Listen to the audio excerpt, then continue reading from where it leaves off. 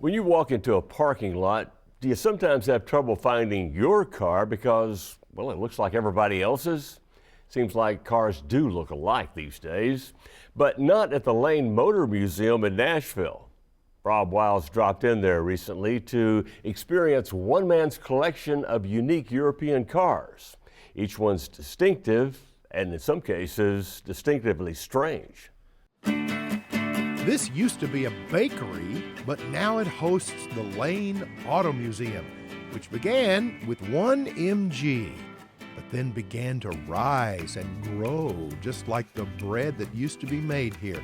Jeff Lane got the whole process going when he was just a kid in Michigan. My dad was always a car enthusiast. When I was 12, he asked me what I wanted for Christmas, and I was thinking about it, and I thought, well, gee, since I've been working on restoring your car for a couple of years, I'd like an MG of my own. And I never thought, nah, he's not going to get me anything. But for Christmas that year, he got me an MGTF. The catch was that it was in the back of a pickup in pieces.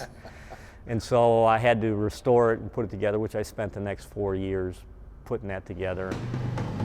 Jeff's education and career brought him to Nashville, and of course, he brought his love of cars. And before he knew it, one collectible car had grown. It didn't start off with like any grand vision. It was kind of, I was finding interesting cars and I would buy them and work on them and everything. And like every car collector, you ended up with as many cars as you had room for, plus a couple, So, and I started a vending business and we bought a building for that and it had a nice big basement, so that got filled up with cars. And, I had a rental house, but I would never rent the garage because I had cars stuffed in there. One time I had somebody ask me, they said, well, how many cars do you have? And I said, I don't know, I never really thought about it. And I said, probably 20. And so I went around and counted, and I'm like, I have 75 cars. So it really, to me, wasn't really a number thing. It was like, I was interested in this car and that car and that car.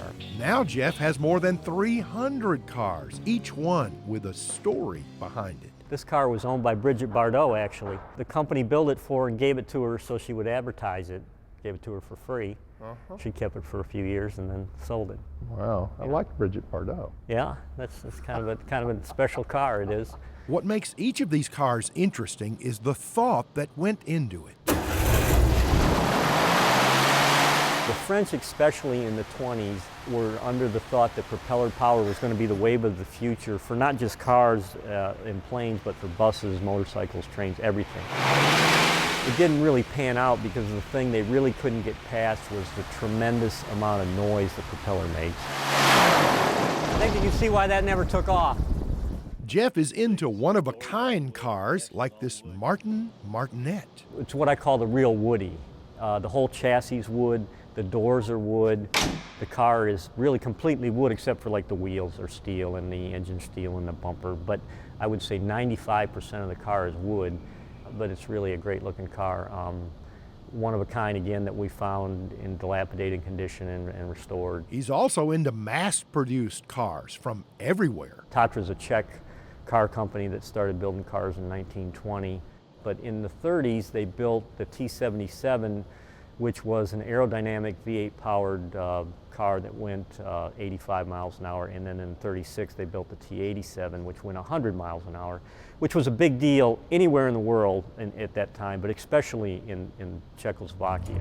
Mr. Lane has got hundreds of cars designed and built for people who know exactly where they want to go.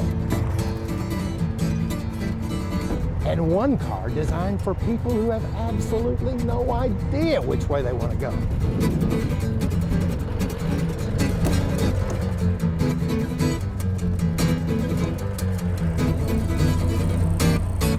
The Kogelin, which is the two-headed car, I think is very interesting, used by the fire department in France to patrol the rural fire roads. Fully functional either way, so you can get in either side and go either way. Interesting concept. Worked for them for 20 years. Not practical in terms of production. You might see this car coming or going, not sure which really, but you'll see it on the streets of Nashville maybe. Each car in Jeff's museum is drivable and driven. car was meant to be driven. It's not a Monet to hang on the wall and look at. And the real art of the car is to see it go down the road. I mean, it's nice to see it statically and everything, but the ultimate thing is to have it go down the road. So we want to keep the cars running. We want to keep them in driving condition. And so we have this person, and we try to drive everything at least twice a year. Because if you let a car sit 4 or 5 years, really at that point, it's, you got to go through the fuel system, you got to go through the brakes. I mean, it'd be better to drive it every month. Obviously, with 350 cars, it's not, we need 10 people driving around, but at least every 6 months we try to get everything out and exercise it. If you can't wait on the street corners for the chance of seeing one of Jeff's cars go by, just go to his museum. He's happy to show you the whole collection. It's always nice when people come and say, wow, what a great collection. I've never seen half of these cars, or I saw that car that was my very first car in there. For most people, it brings back, some people, great memories, but also some people, they're like, wow, I never realized there were so many different ways to do a car in terms of size or shape or function, things like that. With all the cars he has, you might think Jeff's collection would be complete. Well, maybe not. There's always room for one more. Which is really great news for car fans, and really for anyone who can marvel at how ingenious people can be. At the Lane Motor Museum in Nashville.